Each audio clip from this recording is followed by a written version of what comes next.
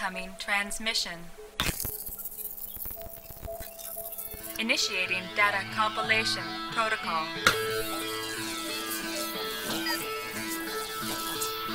Compilation complete. Enhancing. Enhancing. Initializing data playback. Code alpha. Begin playback.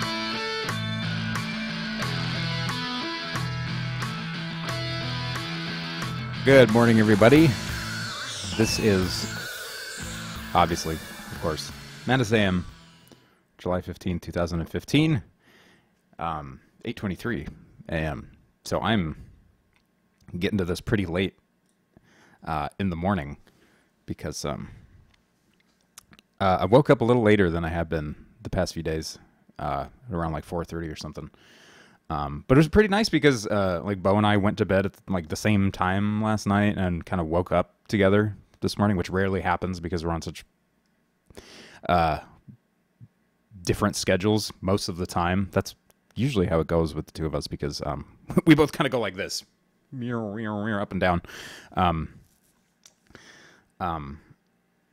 Like I'll be on like a certain schedule for like a week, and then something will break that completely, and I'll stay up till like 7 a.m. one night or something, and it'll be all of a sudden I'll be nocturnal, and the same thing will happen to her. But so it's always nice when the planets align. So this morning we decided to take a walk down to Starbucks because family sent me a Starbucks gift card for my birthday the other day in the mail, and I was like, oh, okay, cool, let's go use this. And there's a Starbucks maybe about a half an hour walk away from our apartment, 20 to 30 minute walk.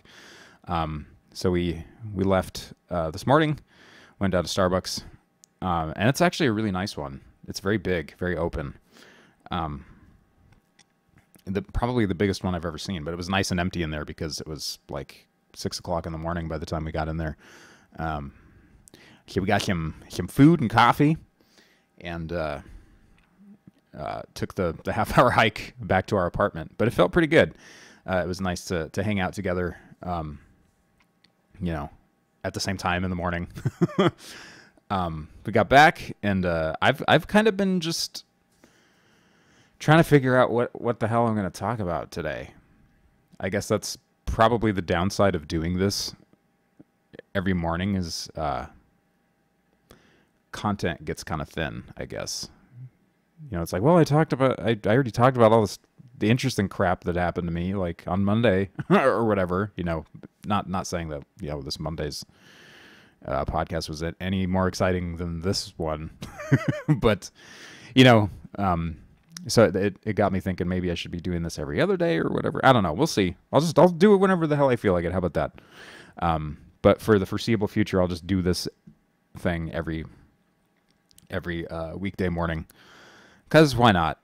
But yeah, that was our Starbucks adventure this morning. Yesterday, in my live stream, when I was working on Savage, we had a really interesting discussion actually about tutorials, and how me in particular, they kind of put me to sleep. Tutorials within video games.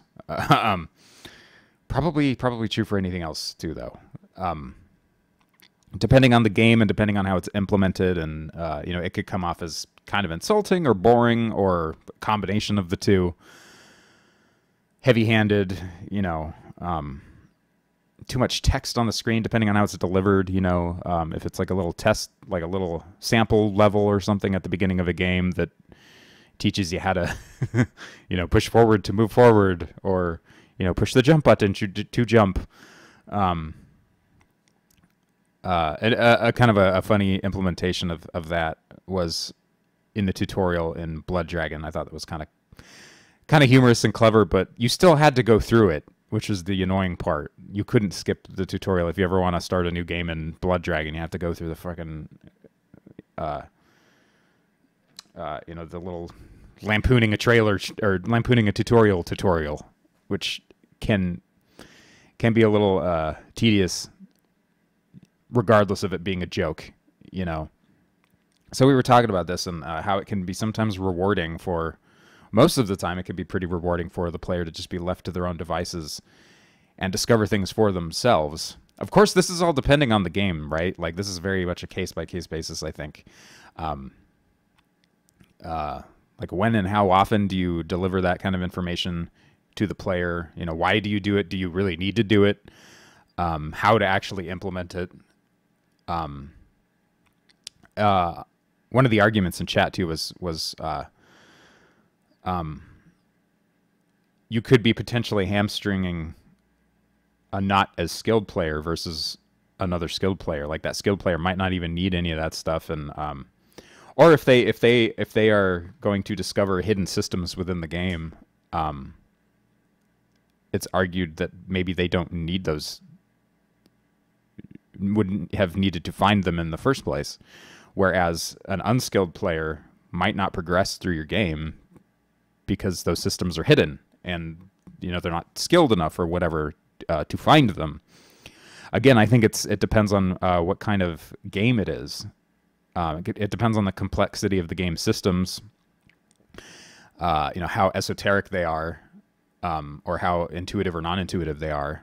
You know, if it's a platformer game or something, if it's a platforming game, and there's like combat in it, let's say, it's probably a good assumption that some sort of, like, you know, your gaming peripherals, you know, i.e. a controller, a gamepad, has a D-pad on it with, you know, up, down, left, right, and those will probably allow you to navigate your character. There'll probably be a jump button, and there'll probably be an attack button. One game in particular that I feel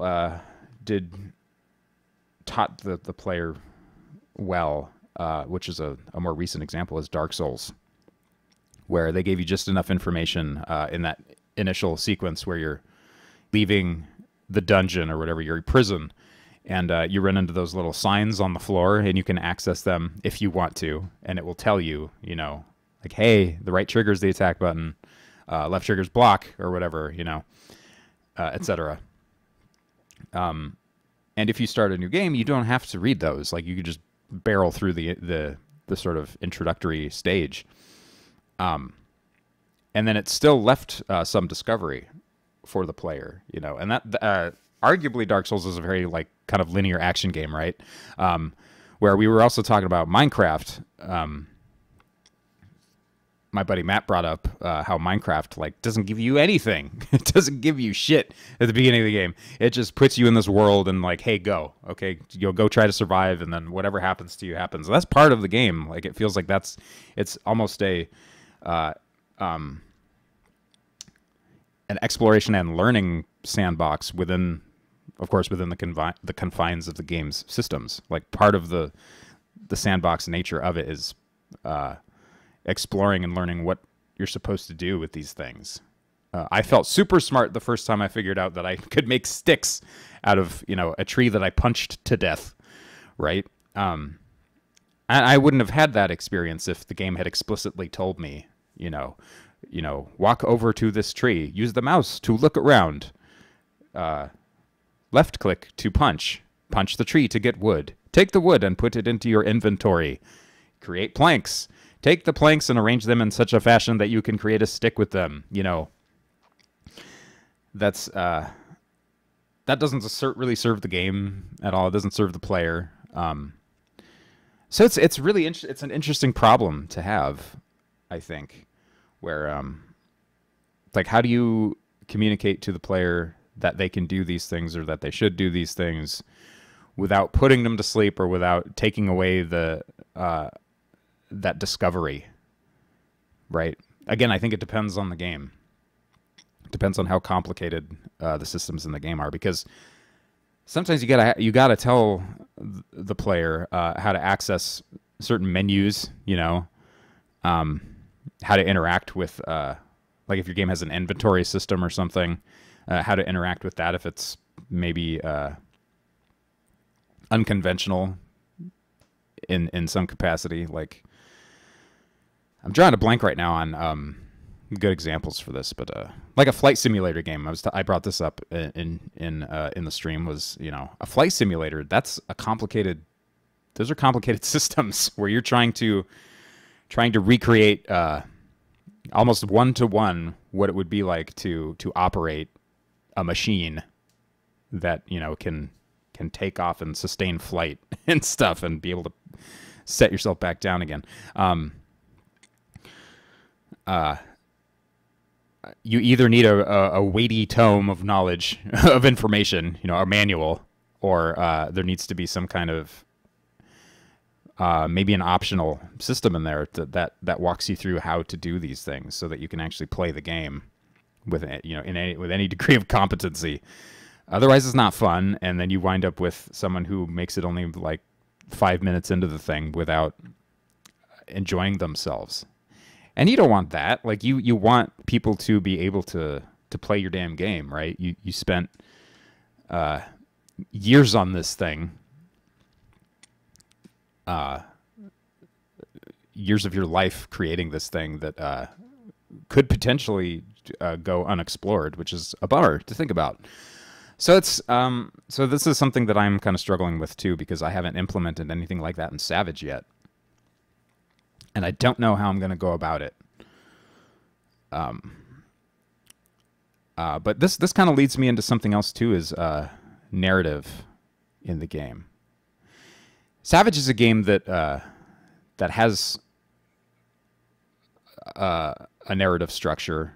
Right now, the way it and mechanisms too that deliver the story. Like right now, what it is just text boxes. You know, old, almost JRPG style text boxes where you walk up to an NPC or whatever, and you can interact with them.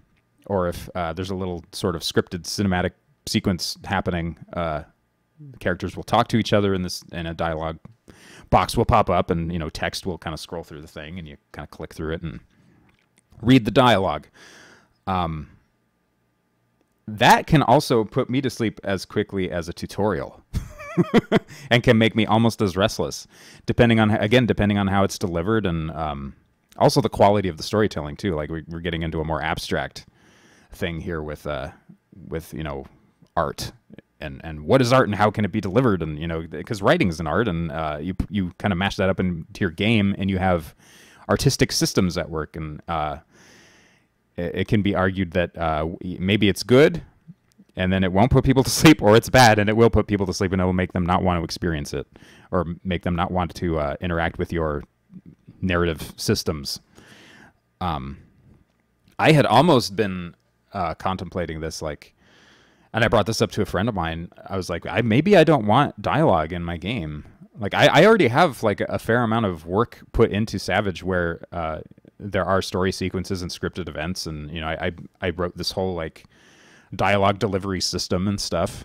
But I had almost considered scrapping it and going for almost a more abstract delivery, where like you see characters and maybe little icons pop up above their head, and that's supposed to communicate how they're thinking or feeling. Or you know, you go up to, for example, like a shopkeeper or something, and they just have maybe like a dollar sign floating above their head or something, and a question mark next to it, and you push a button to interact, and then you're taken to the store owner's wares, you know, their inventory of stuff that you can purchase or whatever. Or maybe something needs something done, you know, like a quest giver or something, and they just have like a picture of the item they need, like floating above their head or whatever, and then you can go out and find it, and if you bring it back to that person, like then something else will happen. Maybe a reward will pop out of them or something, you know, some weird sort of stuff like that that's not dialogue heavy at all. But Savage has a lot of kind of lore and backstory in it, and the characters have motivation and things and reasons why they're doing things, and I think what goes along with something like this, it's a sword and sorcery epic, you know. So I think there are expectations there to deliver a certain type of vocabulary. Like it has to be big, and you know, there's got to be a lot of, you know, like bravado and shit in there, and just like you know, the Robert E. Howard Conan stories. There's a very specific kind of vocabulary that needs to be included in it, almost, I feel like. Otherwise, it's not quite the the experience that I had initially wanted to deliver, and maybe not the experience that some people were expecting, you know, or that they want. So I probably won't do that. I probably won't go with the little like icon kind of system that I'm thinking of in my head. Maybe a different game that's way lighter on narrative and more about just action and exploration or something. Not to say that Savage is not about those things, but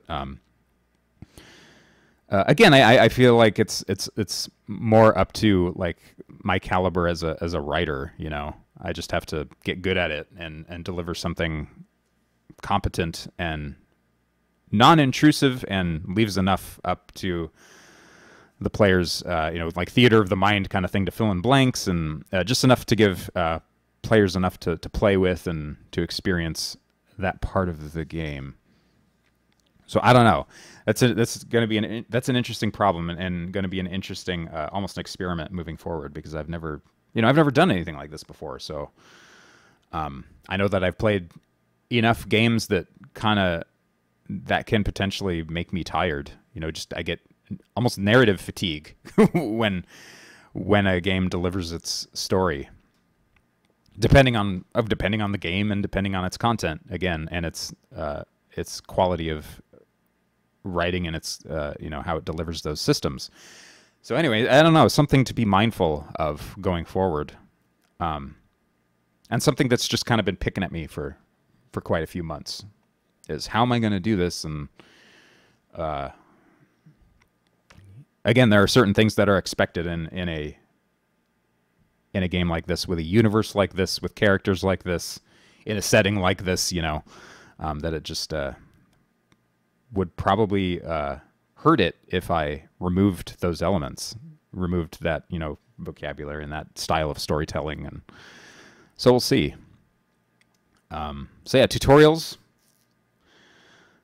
Again, going back to the tutorials, I've also been struggling with how to deliver the necessary information to the player. Like I've almost thought about, I mean, I want to do like a manual, you know, like a digital manual, that who knows, maybe one day would print out to a physical copy, but, and I say as much on the Kickstarter too, like that I want to produce an old school sort of, you know, manual that you maybe would have found in an NES game or a Super Nintendo game or something like that, or a PC adventure game.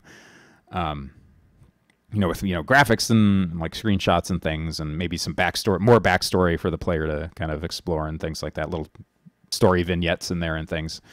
But for the actual game, it's kind of a modern convention now that you do not hide away all of your how to play the game stuff in the manual. Like the manual is almost included in certain aspects of the game now, where you either in an introductory sort of tutorial stage or something. And I've been thinking about maybe making a tutorial level only that the player can access from the main menu, you know? I've never really been a big fan of those either, though. But I don't know. Well, again, I think it depends on execution. But we'll see. I mean, that's an option, right? There's an option to have like almost an interactive wiki or something, where, you know, you can select, you know, the tutorial for fighting, the tutorial for dodging, etc. So I don't know. We'll see. I just don't want it to be bog down the beginning of the game, because the way it's structured, it promotes replay. Like there are things that you can do again that you would not have seen or experienced your first playthrough. But again, that's a very small percentage of potentially a small percentage of people that would play the game. Is, you know, not only is it a smaller percentage of people that would actually finish the game, that percentage gets chopped up into smaller pieces when you talk about replayability and stuff, like the people that will go back and play it again, you know, 2 or 3 times. So, but I still want to put that stuff in there. So we'll see. Tutorial delivery system and dialogue and story delivery systems are things that are kind of weighing on me right now as I get closer to release. But anyway, I got an interesting email this morning as well from Hit Film, which is to my understanding, is a video editing software package, and I'd gotten a free version of it, HitFilm 2, HitFilm 2 Express. I had never used it. I think I got it through a bundle or something, like Humble Bundle or some kind of free promotional thing, and I was like, oh, interesting. Okay, they'll be good to have. I think, to my understanding, it was mostly like almost like a photo editing thing for mostly photographers, but I could be wrong.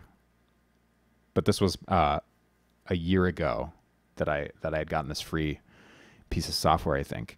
But I got an email saying that they were releasing HitFilm 3 for free.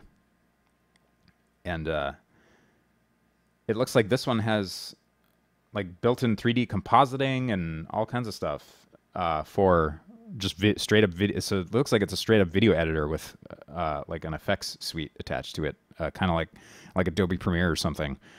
So I am very interested now to take a look at this, because before I had used a very old version of like Sony Vegas, which I actually really like. I really like Sony Vegas. Before that, I had used Final Cut mostly on a friend's machine, and I really didn't like Final Cut very much. I didn't like the way everything felt.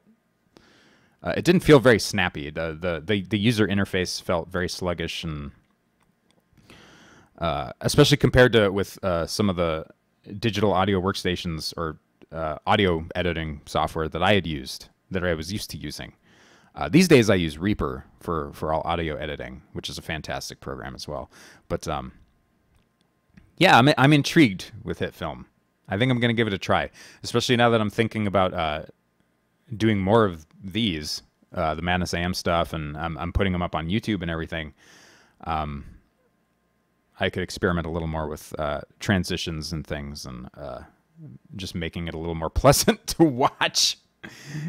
Because right now I'm doing it all manually. Like I'm doing, like the audio stuff manually and turning on the elements of the video manually. And then when I'm ready to finish, I cue up the outro sound, and I have to manually turn off the video and the microphone and all that stuff. So it's a little interesting. It's kind of fun, but yeah, this I'm gonna give HitFilm a try. It helps that it's free. It always helps when there's something free on offer.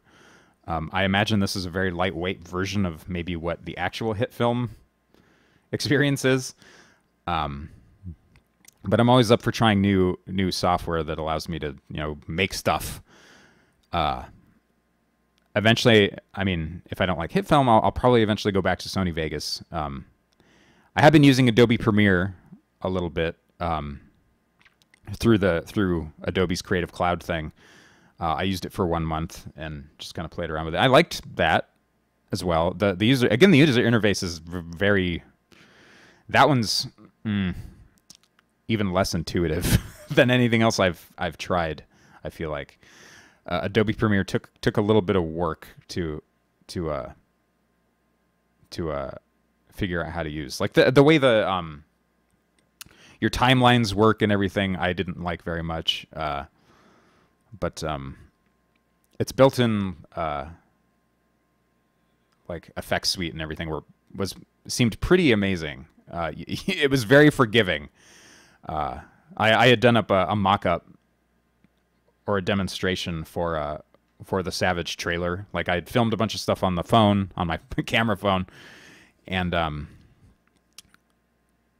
did some composites and things. Like I filmed a bunch of stuff against the green screen. Excuse me, and keyed all that out within Adobe Premiere. Yeah,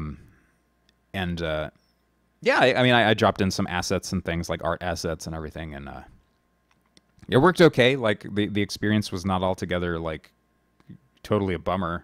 It was pretty good, actually. It was, but there are certain things about the user interface that I didn't like very much. So, But nothing is as bad as when I was using Windows Movie Maker to cut together an animation, like cell animation, like frame by frame. That was a nightmare. That was an absolute nightmare. I hated that experience. So anything's better than than Windows Movie Maker. But anyways, speaking of films and things and like DIY projects and stuff, I saw the new Space Cop trailer by Red Letter Media. I was very excited about that. That's something I've been looking forward to for a long time. I'm a fan of Red Letter Media and the content they produce and stuff, and so that looked pretty exciting. I noticed in one of the shots in the trailer, there's a guy like talking on the phone, and there's a lamp in the background. It's from like a low angle, and I realized that lamp is the same lamp that we have in our apartment, and I mean, that's not totally a bizarro occurrence or anything. The lamp that we have, I think, is it's like very stock at like Walmart or Target or something. Like it looks like it's a lamp that probably populates many a household. But I was like, hey, they have the same lamp that we do. So anyway, Space Cop looks like a lot of fun, and I like when people kind of do their own thing, and especially when it's very visually heavy on the visual effects. There's a certain charm to it that you don't find or see anywhere else. Like, Hollywood's not going to give you that same experience. But when you see something like that, like Space Cop, where you can tell that one or two dudes like sat in front of their computer for months trying to get these shots right. I feel like the one or two man army elbow grease kind of shows a little bit, which makes me appreciate the experience a little more sometimes. But yeah, anyway, I'll drop links for the hit film thing and Space Cop thing for anyone who's not aware of that stuff. But yeah, I think that about does it. I'm gonna go work on Savage, because what else am I gonna do? But thank you guys, ladies and gents, for hanging out with me this morning, and I will I'll catch you next time. Oh, take care. Hey, no baby.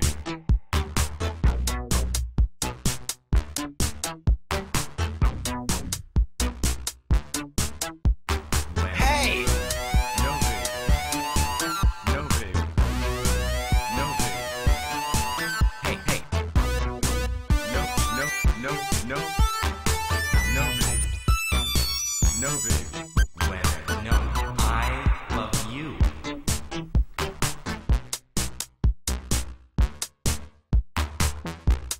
What?